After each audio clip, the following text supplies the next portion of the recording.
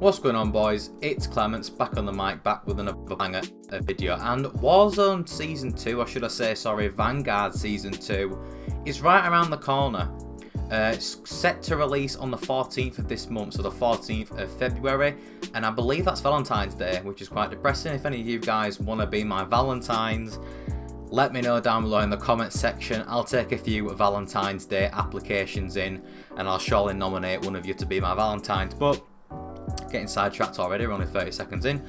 So it's literally around the corner, okay? It's the 9th today, at least at the time of this recording. So when this goes live tomorrow on the 10th, it'll only be 4 days away. So I've not been able to say this for quite a while, but I'm actually genuinely kind of excited for things to come with this season, at least in terms of Warzone.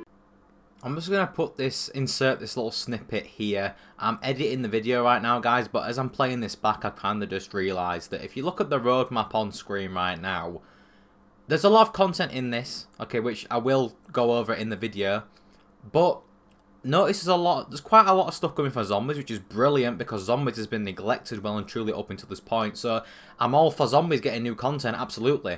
But a lot of people seem to be praising this game and the developers for adding things that should have been in the game from day one, such as the fucking ray gun, okay?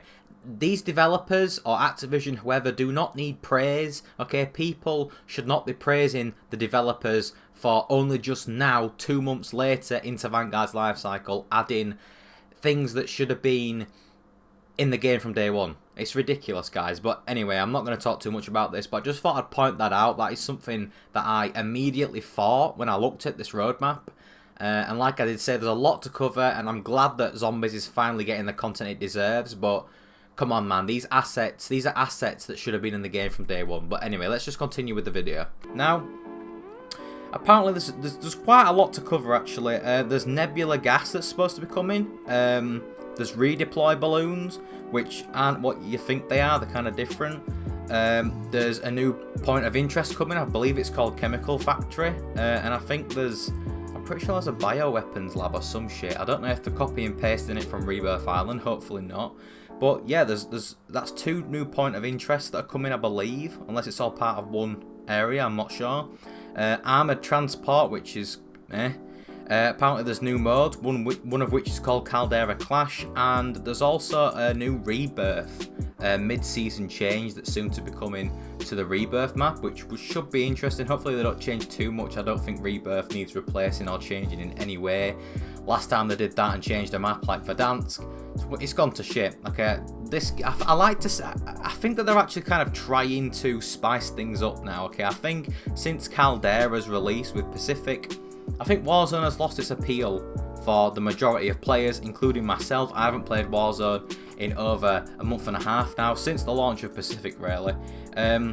Yeah, it's been absolutely terrible. It's been an awful experience, bug riddle, glitch riddle. It's still really glitchy on Xbox Series X. I've seen videos from other fellow content creators basically talking about the issues with the game. The gameplay, it's clunky, it's laggy, it's glitchy, textures not loading in. My game crashes after every game, and that is not an over-exaggeration at all at any point by the stretch of the imagination. After every game, whether it's Warzone or a game on Modern Warfare 6v6, my app will close and boot me back to the Xbox dashboard, and that's on a Series X. That's on a next-gen console, guys. But if they fix all that shit, which they should have done a long time ago, we're 2 months into Pacific right now. I've covered it on the channel before if you guys are familiar with the channel.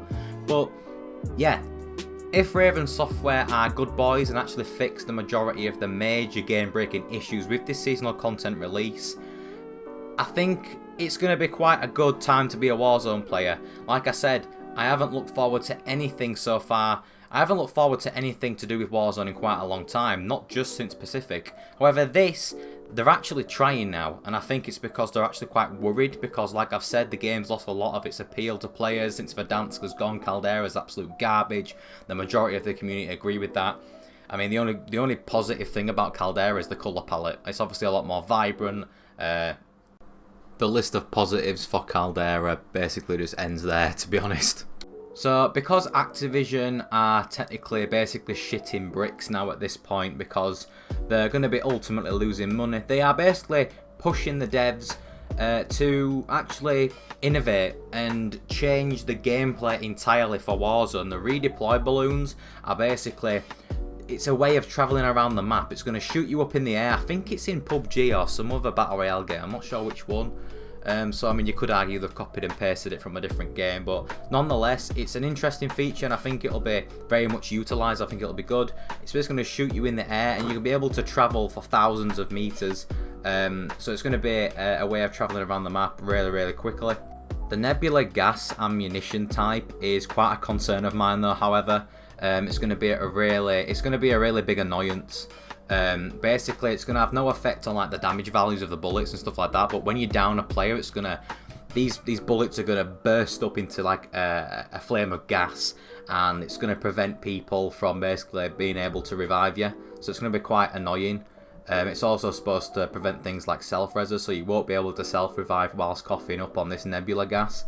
There's also nebula bombs and stuff like that. There's these nebula balloon things or some shit that's supposed to protect you from gas grenades and the actual gas itself around the map. So you could place these things in the gas outside of the circle that's in rotation. Now apparently it does show up on the map when you do activate these things, so people will know where you are. So say if you're in the final circle and you think you're being a clever clogs by planting one of these things down so you're outside the circle, you're actually not being that clever at all, because the people that you're up against will know your location on the map. So that's fair enough. It's fairly balanced. It could be useful, whilst also revealing your location to people, so it's not going to be overpowered. The nebula ammo type, though, is going to be a bit of a concern, at least for me.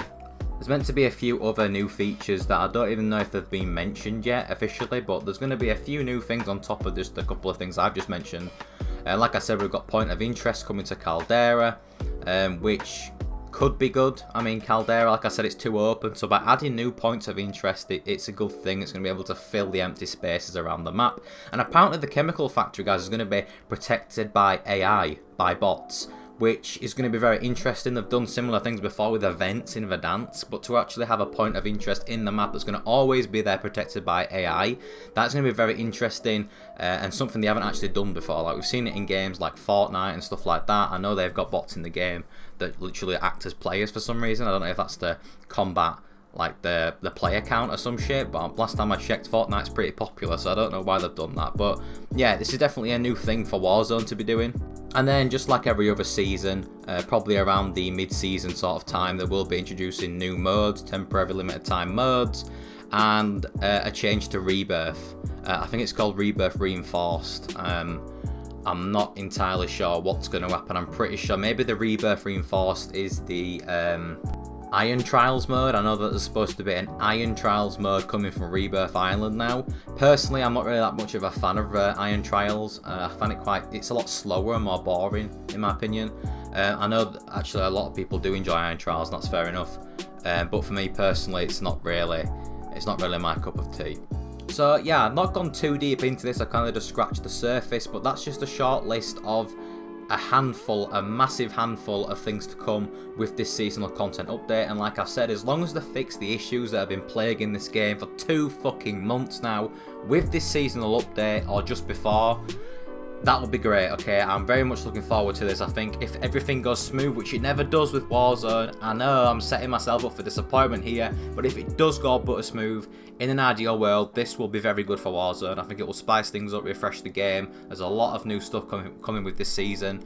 In terms of Vanguard, I'm not too sure what they're adding to Vanguard, but for Warzone, they're adding a lot of stuff. Like I did say, things always go south with this game because Raven Software seem to just not give a shit, or just seem to be talentless, or Activision's not providing enough money and resources for the devs teams to fix things and add things and make sure things are working butter smooth. But yeah, something will probably go wrong with this update. After every seasonal update, there seems to be some sort of issue. When they fix things, they seem to be breaking other things. It's just a non-stop, constant cycle that we go through with this game. But yeah, I am personally very excited about this, so let me know what you guys think down below in the comment section. Yeah, I think it's a sign of good things to come for the game. And like I did say, as long as it fixes the fucking game-breaking shit that we've had to deal with for 2 months. I think PC and PlayStation are actually kind of stable now, actually. I think it's only Xbox that have these major issues. Xbox seems to be getting neglected. Like I did say, I'm on a next-gen fucking console, guys. And the game runs like I'm trying to play it on a PS2. It's fucking awful. But yeah, I've been Clements, you've been absolutely amazing. I'll see you guys in the next one. Peace out and take care.